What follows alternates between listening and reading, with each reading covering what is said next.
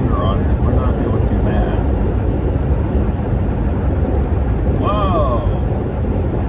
Whoa. Okay. So back to the reality world. I guess I'm just going to keep my finger on this for right now. But I'd like a piece of tape. I'll just tape it right down and be done. Yeah. Well, let's talk about camping. I'm going to do some videos on camper choices, pros and cons. But let's say you have nothing. Say you have nothing, you're bankrupt, you don't know what to do. Place to start is a tent. You need a tent, a cooker, and then I recommend your next big purchase being the Easy Up to go over top of your tent. It will make your life in a tent look 100 times better, especially if you're living in a tent. But even if you're not living in a tent, I am seeing more and more campers that use an Easy Up over their tent. Keeps it waterproof, dry, keeps the rain off of it, keeps the sun off of it. It just does wonders for actual tent camping. Number two is the tents nowadays. Look for what's called a fast up or an easy setup tent. That means you don't have to mess with the poles anymore. You unfold it and you basically extend the rods out, they auto lock, and your tent is up and ready to go. You can't beat it. Can't beat it at all. Can't beat it with a stick. It is the best way ever to go. Fast, easy, efficient. With an Easy Up, it keeps everything dry. And I also found really small Easy Ups, I think at Walmart. They're like 4x6. They are fabulous for over your cooker, which will be the next thing you'll need. Stove to cook on, either the propane bottles or the White Lightning gas. The propane bottles, if you buy an adapter, you can refill those yourself, and that's a great way to save money. I truly think the liquid White Lightning cookers are cheaper in the long run for cooking. I may be wrong. I've never, it's apples to oranges. I know for regular camping, a gallon of fluid lasts me multiple trips, 4 or 5 trips, and that's doing the cooker and my lanterns, which honestly, the old style lanterns I rarely use anymore. I use rechargeable LED lights, and my headlamps are rechargeable LED headlamp. I just don't see as much of a need for the old-fashioned mantled lanterns. Oh, wow. So I just flew into Garland. It's 35. We're right back there. Jackie the brakes up. Slow down. Now I don't have to hold the phone. Now I like it. Yeah. I like it. So, let's say you're doing better than that or ready for the next step, okay? You're like, okay, I'm in a tent, I'm doing better, I got a job, I'm putting money away. What's your next step? Okay, the next step is the choice of a camper or back into an apartment. And each have their bonuses and their, pluses and minuses. I don't like apartments. I would much rather be in a camper. I love, being in a camper full time. It's me. Everybody has their spot that they feel like they're home. And taking my home with me makes me feel like I'm home. It's a traveling home. It's with me wherever I go. And I love it. I do. So I definitely want my home to travel with me from now on. Probably the rest of my life. I'm 50 now, and I don't think I'll ever move back into a sticks and brick unless, I just can't take care of myself and I have to.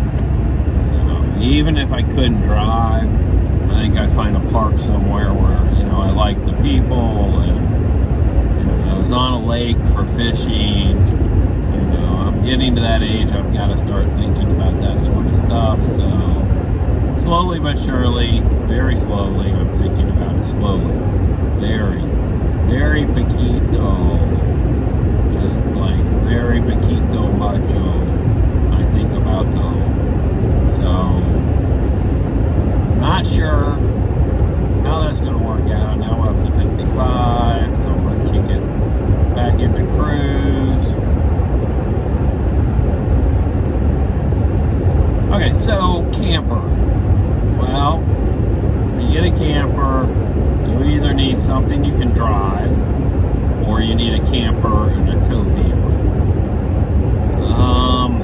Financially, if it's going to be your home, I always say camper and tow vehicle, or not camper, yeah, camper and tow vehicle over a drivable. Why is that? Well, if you lose your drivetrain, you've just lost your home.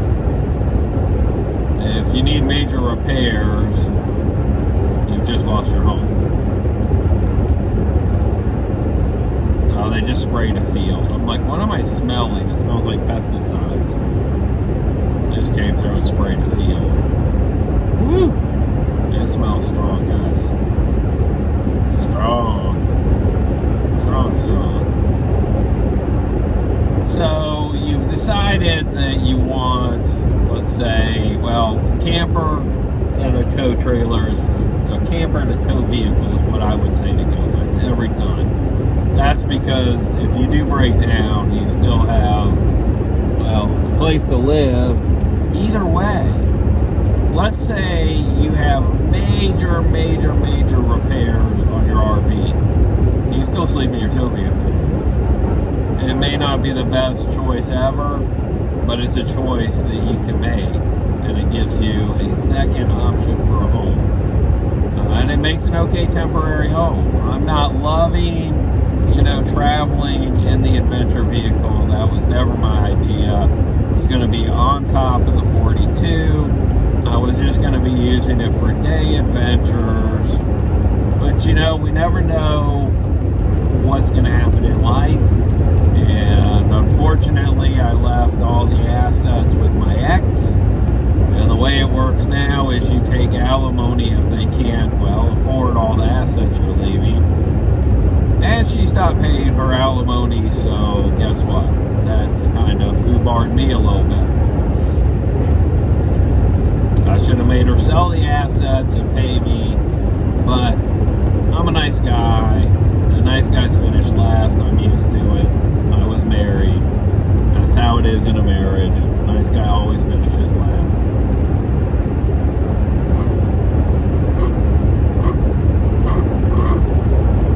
However, I'm not going to let it break me. I'm just going to keep being a nice guy because that's who I am. This is the new shirt, prototype. Probably can't see it too well. I'll get out in a little while and let you see it good. I'll let you see it good. Real good. Oh yeah, so good.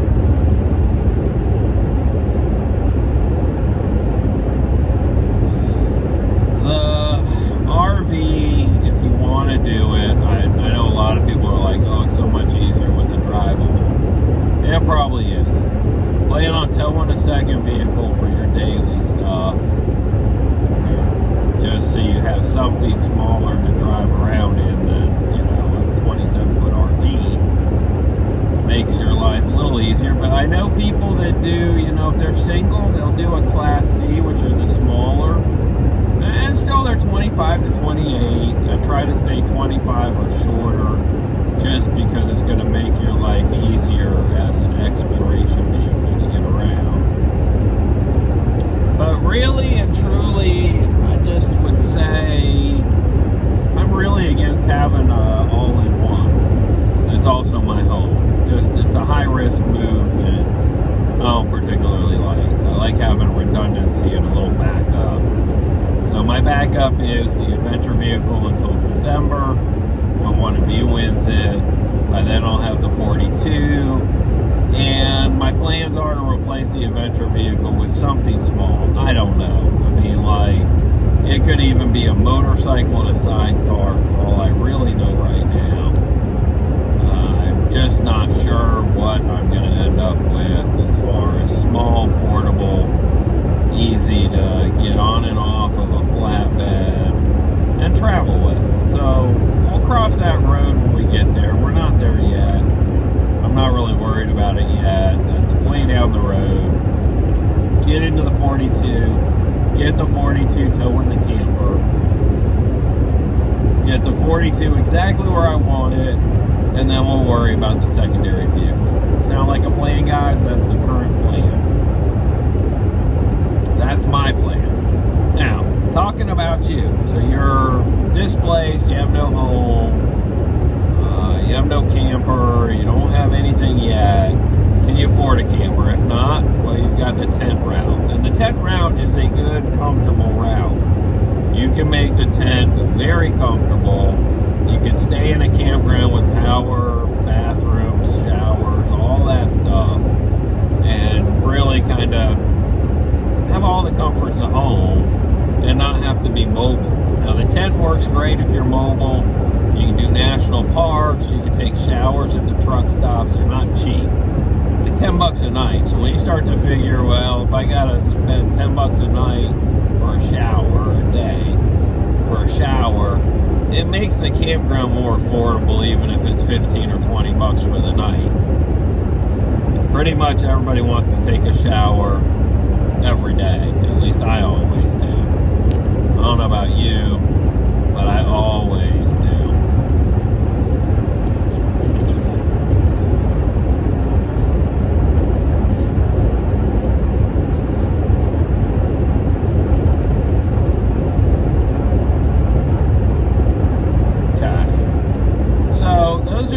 Main options. Now let's say you get a drivable.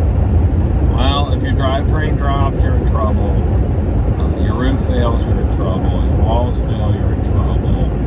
That is all sorts of, to my opinion, if you don't have a lot of money, that's all sorts of headache that you probably can't afford. Willie's cheap. That's why he's giving a Subaru Baja away.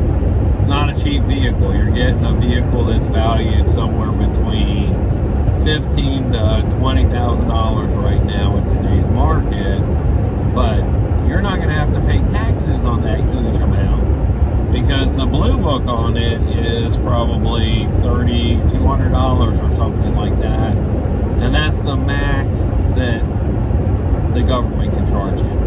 And honestly, they're going to charge you closer to whatever your entry is. If you pay $15, that's going to be your taxes. There are no taxes on $15 for getting a classic car. Turns a classic this year, which means cheaper insurance in most states, definitely in my state. Even not being a classic, my current insurance is like $31 a month. That's going to drop down to like $200 a year. So figure that out in a month. I'll give you the final go around when my insurance renews, but it's not going to be much for insurance as a classic. In fact, that's coming up. I've got to work on that this month. I'm going to look at the tag on here because I haven't gotten a renewal notice, but I think I did through 23. I did 2 years.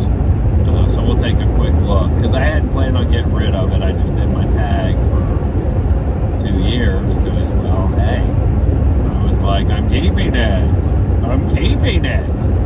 But now I'm not keeping it, so my plans are to give it to a fellow wanderer, but we have to have enough entries, and we're nowhere near there. I got about 3 months left, but you guys are not climbing fast, so get one of the new t-shirts ordered. I can start sending t-shirts out right away now that we have our prototypes about finished. Not right away because got to finish my prototypes. That's hopefully I'll have the final prototype next week. Fingers crossed, guys. That's what we're looking for. Final prototype shirts next week. Yeah! I'm excited. I am excited.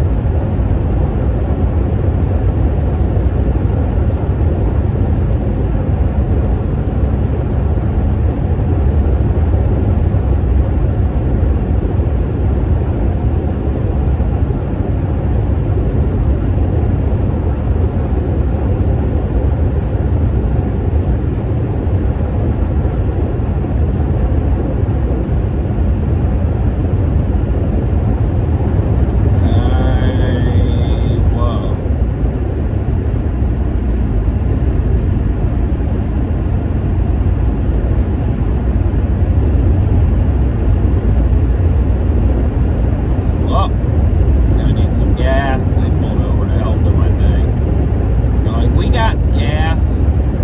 If not,